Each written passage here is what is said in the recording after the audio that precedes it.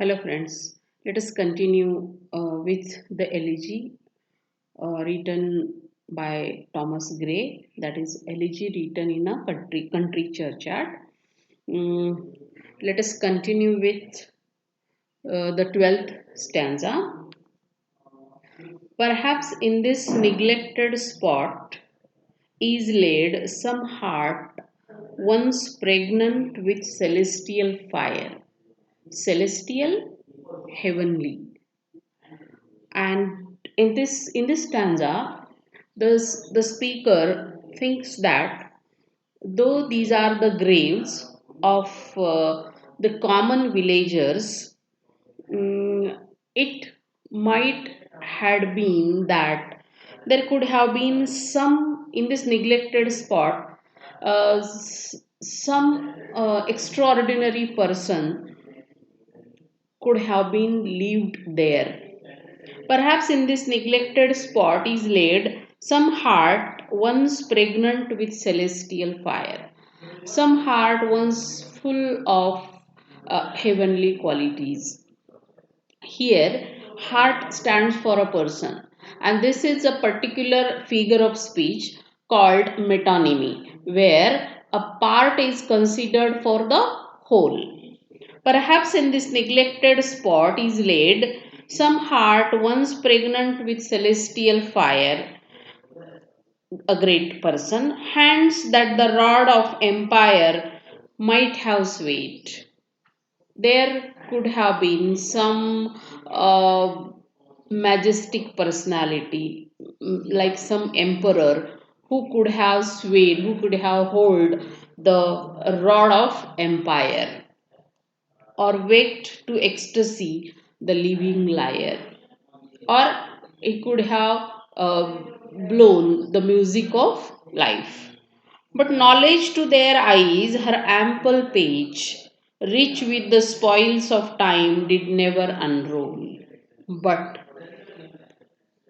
these lives could never come to knowledge of the world at large. But knowledge to their eyes, her ample page. Here again, the figure of speech used is personification, and knowledge is given, attributed the human qualities, and it is said that knowledge never spread its ample page, means they were not known at all during their lives.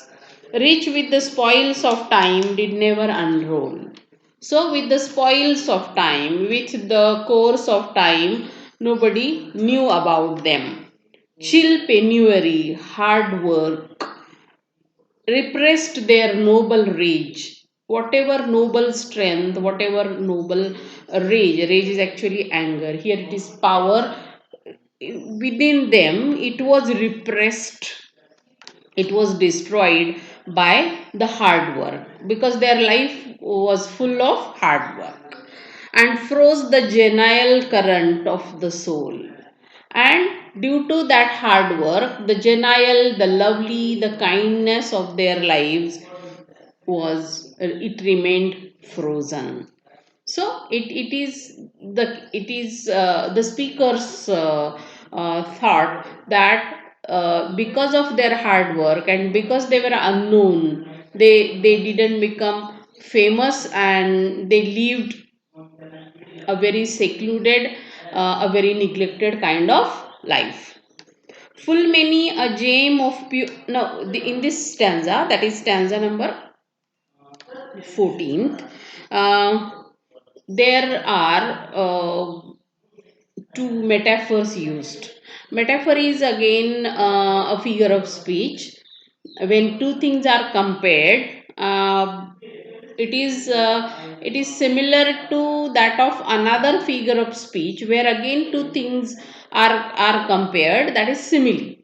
But the difference between a simile and a metaphor is that in a simile, the words like, as are used in order to make that comparison. So it is a direct kind of comparison, And in metaphor, in case of this figure of speech metaphor, one thing is considered as another.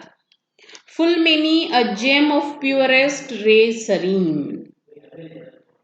So so it is a reference to the gems, the precious stones, having beautiful colors, the dark unfathomed caves of ocean bear. So, the dark, unfathomed, dark, unknown, full of darkness, that are too deep for the human beings to fathom, to know where actually is something hidden, that is at the bottom of the sea. So that is the reference to the unfathomed caves of the ocean. So in those unfathomed caves of the ocean, in those depths of the ocean or the sea, so many gems, so many precious stones are there. They lie there, okay, unknown to the world. So it is a comparison between the rustic forefathers of this village, to the precious stones, or the precious gems that lay buried uh, in the depth of the ocean, in the darkest caves of the ocean. So as those gems remain unknown to the world, these gem of men, these gems among the human beings, great people among the human beings, they didn't become great only because they remained unknown to the world. Full many a gem of purest ray serene, the dark unfathomed caves of ocean bear. So ocean possesses these gems. Just like that, there is another metaphor used, that is the flower that blooms in a desert. So there also, in a desert also, nobody goes to see and to enjoy the beauty, the color, the scent of a flower.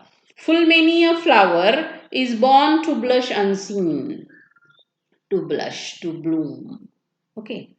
So in the desert air also, so many flowers are born, they bloom, and they remain unseen and waste its sweetness on the desert air.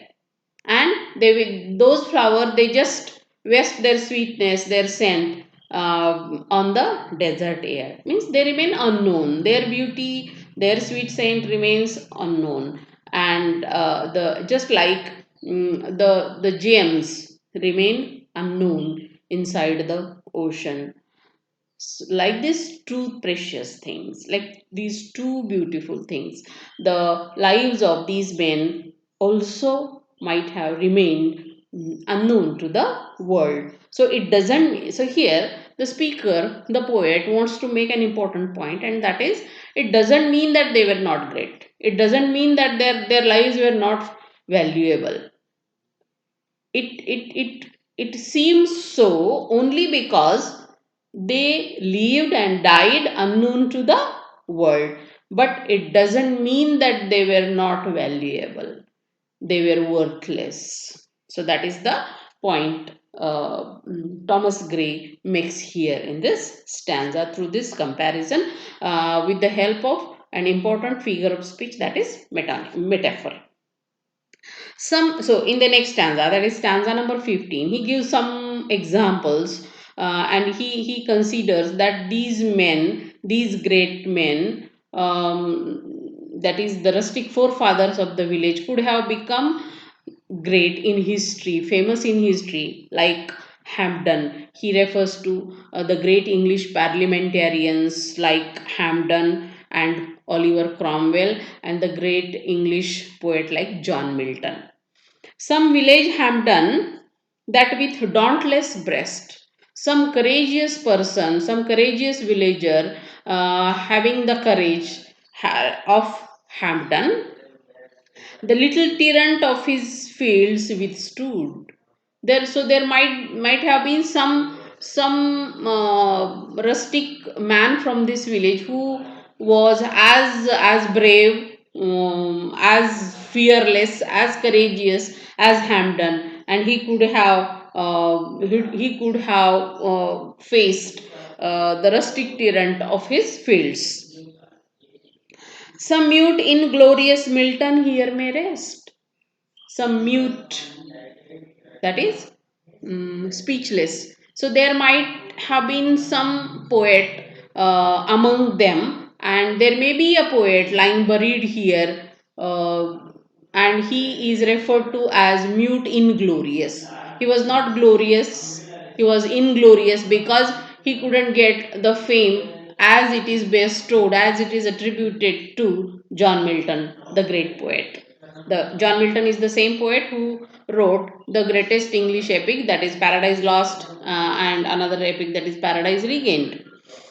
That little tyrant of his fields withstood, some mute inglorious Milton here may rest. So here may be resting a Milton, that means a great poet who remained unknown to the world.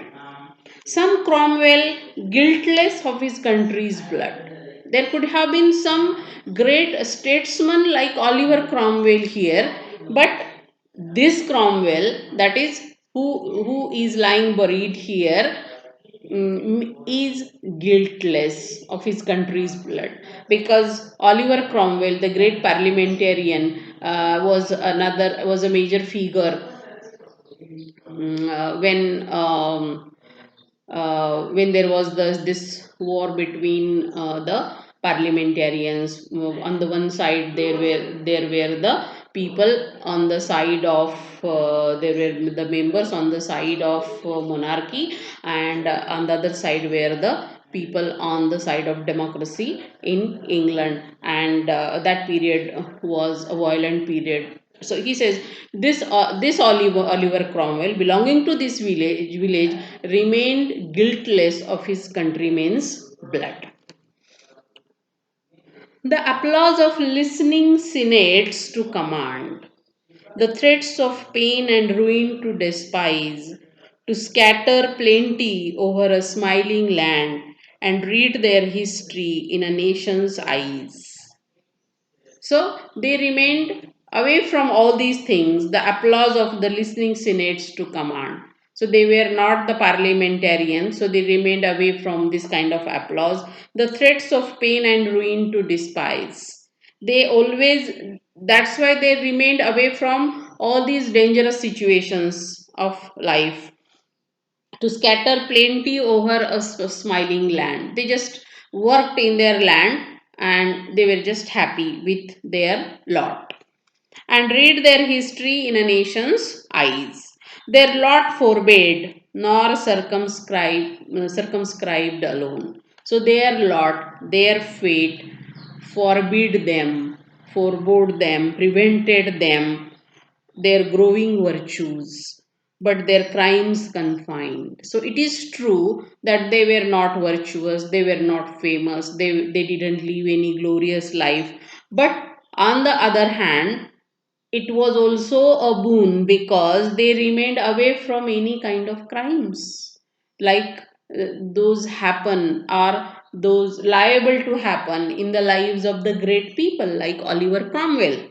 But their crimes confined, their crimes also limited, also remained limited, confined, forbade to wade through slaughter to a throne. So their lot forbid them, prevented them to wade, to walk through, to make way through mud actually, forbade to wade through slaughter to a throne.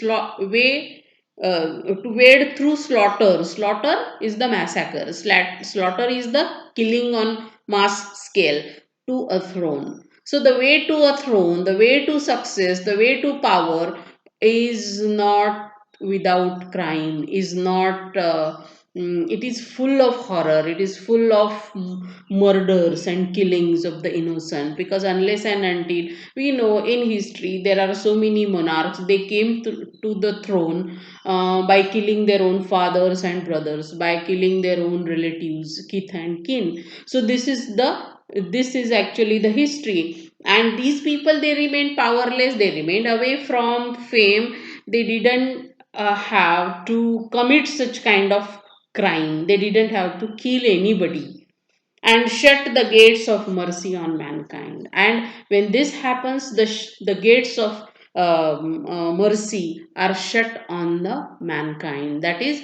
there is only cruelty, and there is no room for humanity. There is no room for mercy or pity and love. So this happens in the broad world. This happens in the lives of the famous men and women, in the lives of the powerful, in the lives of the rich, and the so called great and glorious people in the history of the world. And these people, they remained away from all these, means they lived a very innocent kind of life. And that is again the most important thing, as far as the poet's attitude, the poet's view of all these people is concerned. We'll stop here and continue in the next video. Thank you.